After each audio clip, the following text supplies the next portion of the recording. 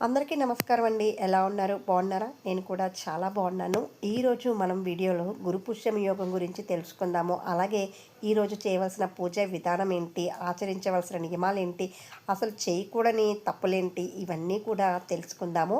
అసలు గురు పుష్యమి యోగం అంటే ఏంటంటే, గురువారం రోజు పుష్యమి నక్షత్రం వచ్చినప్పుడు దాన్ని గురు పుష్యమి యోగం అని అంటారండి. ఈరోజు ఎవరైతే మంగళకర ద్రవ్యాలు అంటే పసుపు, కుంకుమలు, గాజులు ఏదన్నా కూడా బంగారం, వెండి ఇవన్నీ కూడా రాగి సంబంధించినవన్నీ కూడా కొంటే అవి మనం నెక్స్ట్ ఇయర్‌కంతా అవి మనకు ఎక్కువ ప్రతిఫలాలు అంటే మనం ఈరోజు కొన్న వాటికంటే దానికి డబుల్, త్రిబుల్‌గా మనం కొంటామని మన పెద్దవాళ్ళు చెప్తారు. కాబట్టి ఈ రోజుకి అంతటి విశిష్టత ఉంది.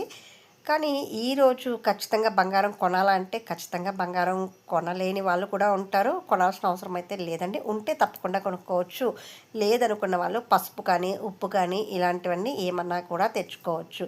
అసలు ఎందుకు కొనాలి అంటే చెప్పాను కదా! ముందుగా ఈరోజు ఎవరైతే కొంటారో వాటికి డబల్‌గా మనమైతే నెక్స్ట్ ఇయర్ నెక్స్ట్ గురు పుష్యమి యోగం ఎప్పుడొస్తుందో ఆ రోజుకంతా మన ఇంట్లో దానికి మనం కొన్నదానికంటే డబల్‌గా ఉంటుంది కాబట్టి ఈరోజు కొంటూ ఉంటారు. అంతేకాకుండా ఈరోజు చేయవలసిన పూజా విధానం ఏంటంటే, ఈరోజు అమ్మవారికి ప్రీతికరమైనటువంటి బెల్లం నైవేద్యం అంటే బెల్లం కానీ, బెల్లంతో తయారు చేసినటువంటి పాయసం కానీ, ఇది పరమాన్నం కానీ చేస్తే చాలా మంచిదండి. అలాగే మామిడి పండు కానీ, పనస పండు కానీ అమ్మవారికి నైవేద్యంగా పెట్టాలి. అంతేకాకుండా ఈరోజు గురుగ్రహానికి ప్రత్యేకంగా మనం పసుపు రంగుని ఎక్కువ వాడాలండి. అంటే పసుపు రంగు వస్త్రాలు కానీ, పసుపు రంగు పూలు కానీ, పసుపు అక్షింతలు కానీ, ఈ గంధం కానీ వీటితో అమ్మవారికి పూజించిన, అర్చించినా కూడా చాలా ప్రతిఫలం ఉంటుంది. బంగారం, వెండి కొనడమే కాదండి, ఈరోజు ఏ పని చేసినా కూడా కలిసి వస్తుంది. అలాగే ఇప్పటివరకు ఆగిపోయిన పనులన్నీ కూడా ఈరోజు అయితే వాటిని చేసి ఆచరిస్తూ ఉంటే అవి కూడా వృద్ధిలోకి రావడం జరుగుతుంది. దాని ద్వారా మన ఇంట్లో ఆర్థికాభివృద్ధి కూడా జరుగుతుంది. కాబట్టి ప్రతి ఒక్కళ్ళు కూడా ఆచరించి చూడండి.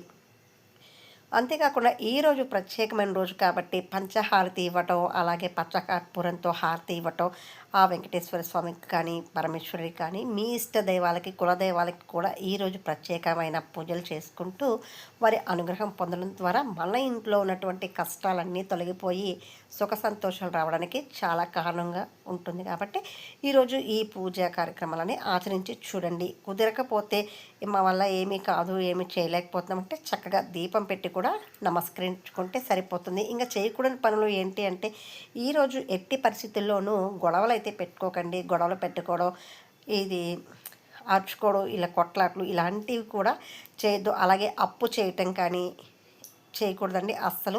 బంగారం కొనాలని అప్పు పెట్టుకోవడం, తాకట్టు పెట్టుకోవడం ఇలా కూడా చేసి బంగారం కొనద్దు. ఉంటే కొనుక్కోవచ్చు, లేదంటే ఉప్పు కానీ, పసుపు కానీ కొనుక్కొచ్చుకోండి. ఈరోజు సాయంత్రం లోపల మన ఇంటికి ఉప్పు కానీ, పసుపు కానీ ఏదన్నా కూడా తెచ్చుకుంటే మనకు కలిసి వస్తుంది. అలాగే మన ఇంటికి ఎవరైనా ముత్తైదుని పిలిచి వారికి కూడా అమ్మవారిగా భావించి వారికి పసుపు కుంకుమలు ఇస్తే కూడా చాలా చాలా జరుగుతుంది.